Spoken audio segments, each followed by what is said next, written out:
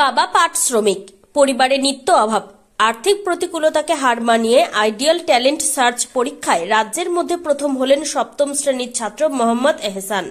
ছেলের এই সাফল্যে খুশি বাবা মা থেকে শুরু করে এলাকার সাধারণ মানুষজন। জানা গিয়েছে, এহসানের বাড়ি হরিশ্চন্দ্রপুর থানার মহেন্দ্রপুর গ্রামে। কালিয়াচক এলাকার এক বেসরকারি মিশনে সদ্য অষ্টম শ্রেণীতে উত্তীর্ণ হয়েছে। 2023 সালের 14 October all India ideal teachers association দ্বারা আয়োজিত সারা রাজ্য জুড়ে আইডিয়াল ট্যালেন্ট সার্চ নামে এক মেধা পরীক্ষা হয়। এতে রাজ্যের হাজার হাজার পরীক্ষার্থী অংশগ্রহণ করেন।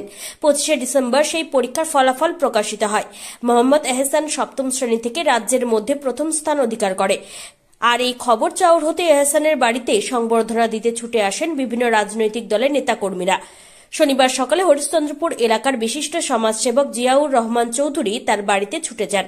মিষ্টিমুখ করিয়ে এহসানের হাতে তুলে দেন বিভিন্ন শিক্ষা সামগ্রী এবং সে যেন ভবিষ্যতে পড়াশোনা করে এগিয়ে যেতে পারে তার জন্য সরকারের কাছে স্কলারশিপের জন্য আবেদন করবেন বলে জানান।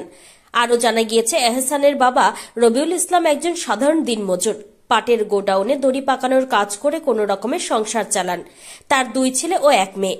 বাস্তু ভিটা ছাড়া 1 ছটাকও জমি নেই। একটি মাত্র ভাঙাচোরা মাটির ঘরে কোনো রকমে দিন গুজরান করেন।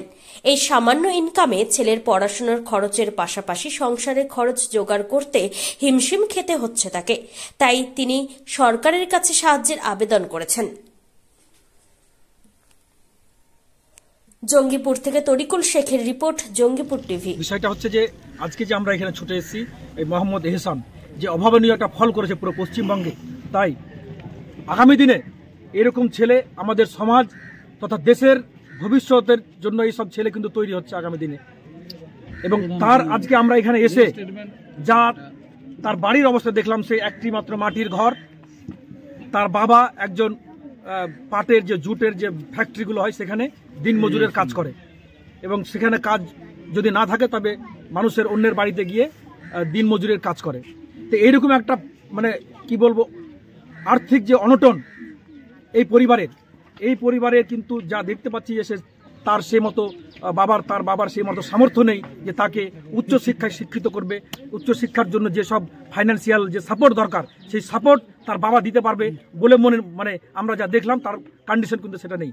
তাই এটাকে নিরিখে এখানকার যে প্রশাসন, আমাদের বিডিও সাহেব আছেন, যে আমাদের হরিশ্চন্দ্রপুরের যে বিডিও সাহেব আছেন, হরিশ্চন্দ্রপুর 1 নম্বর ব্লকের যিনি বিডিও সাহেব আছেন, তিনার কাছে আমাদের এই সমাজের পক্ষ থেকে এরকম ভবিষ্যতের এইসব যারা ভবিষ্যতের মুখ হবে এবং এত অভাবনীয় রেজাল্ট, তাই এই প্রশাসনের কাছে আমার করজোড়ে আবেদন, এই সব বাচ্চার জন্য গভর্নমেন্টের যেসব ফান্ড আছে যদি নাও থেকে থাকে তবে কোনো রকম যদি অ্যারেঞ্জ করে এই বাচ্চাটাকে ভবিষ্যতে উচ্চশিক্ষার জন্য তাকে ইন্সপিরেশনের জন্য যদি সরকার, আমাদের প্রশাসন, পাশাপাশি আমাদের যে পঞ্চায়েত আছে এখানে, সে পঞ্চায়েতের যে প্রধান, পঞ্চায়েতের যে আমাদের উপপ্রধান, তিনাদের কাছে আমরা আবেদন করব এই বাচ্চাটার দিকে যেন নজর দেয় এবং নজর দিয়ে তাকে যেন কিছু আর্থিক সহযোগিতা এবং আগামী দিনে উচ্চশিক্ষার জন্য সহযোগিতা করা হয়। প্রশাসনের কাছে আমরা এটাই আবেদন করছি। ধন্যবাদ।